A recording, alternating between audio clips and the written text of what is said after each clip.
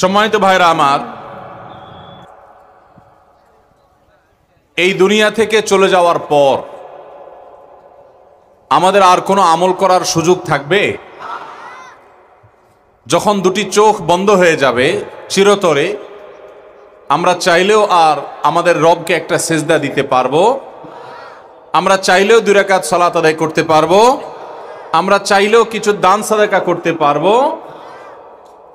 অতএব যতদিন নাকের ডগায় নিঃশ্বাস আছে ততদিন আমাদের সুবর্ণ সুযোগ আছে। আখেরাতে আমরা কিছু আমল পাঠিয়ে রাখতে পারি অনন্ত অসীমকালের যাত্রায়, যেগুলো আমাদের কাজে দিবে।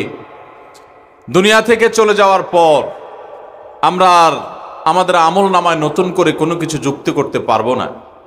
তবে সহিহ মুসলিমের একটি বর্ণনার আলোকে আমরা জানি যে 3টি কাজ, 3টি আমল আছে, যে আমলগুলোর সওয়াবের ধারা আমাদের মৃত্যুর পরও আমাদের আমল নামায় যুক্ত হতে থাকবে ইনশাআল্লাহ।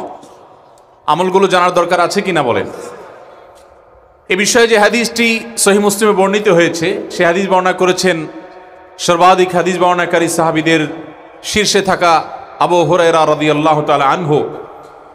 তিনি বর্ণনা করেছেন যে নবী করিম সাল্লাল্লাহু আলাইহি ওয়াসাল্লাম ইরশাদ করেছেন, ইযা মাতাল ইনসান ইনকাতা আনহু আমালুহু, মানুষ যখন মৃত্যুবরণ করে তার আমলের ধারা বিচ্ছিন্ন হয়ে যায়, আর কোনো নতুন কোনো ভালো কাজ, কোনো সওয়াবের কাজ সে করে তার আমল নামাকে সমৃদ্ধ করার সুযোগ সে আর পায় না। আমল করার, ভালো কাজ করার সুযোগ থেকে মানুষ বঞ্চিত হয়ে যায়। যখন মানুষ মারা যায় সব আমল করার দুয়ার বন্ধ হয়ে যায়, ইল্লা মিন সালাসা, তবে 3টি আমলের কাজ, 3টি আমলের দুয়ার, 3টি ভালো কাজের ধারা এটা অব্যাহত থাকে মানুষের মৃত্যুর পরও। তার প্রথমটি হলো ইল্লা মিন সাদাকাতিন জারিয়াহ, যদি কেউ জীবদ্দশায় কোনো এমন দান রেখে যায় যে দানটা ওয়ান টাইম দান না, যে দানটার উপকারিতা দীর্ঘমেয়াদ পর্যন্ত, দীর্ঘ সময় পর্যন্ত অব্যাহত থাকে, এইরকম কোনো দান যদি কেউ রেখে যেতে পারে, সে দুনিয়া থেকে চলে যায়, ওই দান যতদিন পর্যন্ত তার কার্যকারিতা, তার উপকারিতা বেনিফিশিয়ারিরা ভোগ করতে থাকেন, ততদিন পর্যন্ত তার আমল নামায় সওয়াব যুক্ত হতে থাকে, অ্যাড হতে থাকে। সাদকায়ে জারিয়া, সাদকায়ে জারিয়া কাকে বলা হয়? সাদকায়ে জারিয়া বলা হয় ওই দানকে যেই দানের উপকারিতা চলমান থাকে দীর্ঘমেয়াদ পর্যন্ত।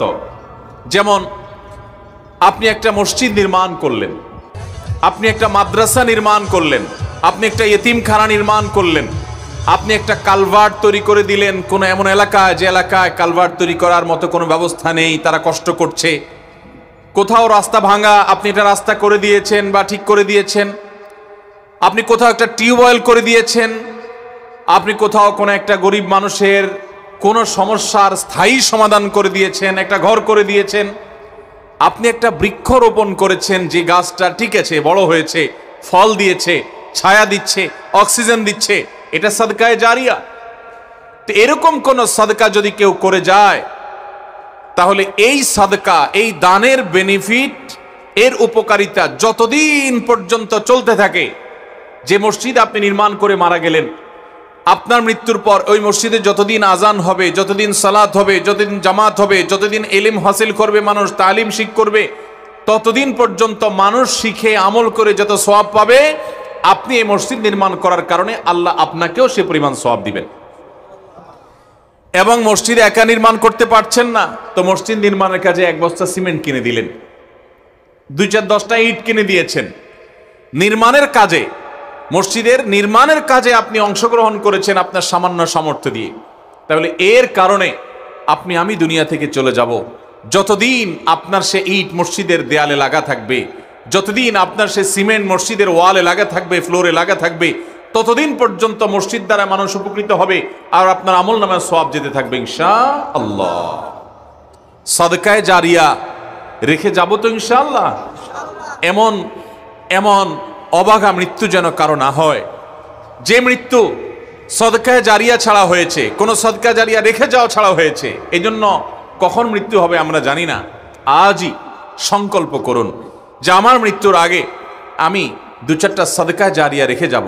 আমি 2-10-20টা গাছ লাগিয়ে যাব, এর মধ্যে যদি 1-2টা গাছ নিজে হাতে পরিচর্যা করে বড় করে রেখে যেতে পারি, এটা ফলজ গাছ হয়, এটা ছায়াদার গাছ হয়, এটা বনজ গাছ হয়, এই গাছ থেকে কোনোভাবে মানুষ, কীট পতঙ্গ, আল্লাহর প্রাণীকুল উপকৃত হয়, তাহলে যতদিন এই গাছ ছায়া দিবে, যতদিন এই বৃক্ষ অক্সিজেন দিবে, যতদিন এই গাছ ফল দিবে, নবী সাল্লাল্লাহু আলাইহি সাল্লামের হাদিসের ভাষ্য মতে ততদিন আমার কবরে আমার আমল নামাতে সওয়াব যুক্ত হতে থাকবে। তাহলে একটা আমলের কথা আমরা জানলাম যে আমাদের মৃত্যুর পর এই আমলের সওয়াব আমাদের অ্যাকাউন্টে যোগ হতে থাকবে। ভাইরা আমার, যে মৃত্যুবরণ করেছে, মান মাতা ফাকাদ কামাত কিয়ামাতুহু, যার দুটি চোখ বন্ধ হয়ে গেছে তার কিয়ামত শুরু হয়ে গেছে ভাই, তার হিসাব শুরু হয়ে গেছে, সে আসল জগতের সন্ধান পেয়ে গেছে, মুখোমুখি হয়ে গেছে।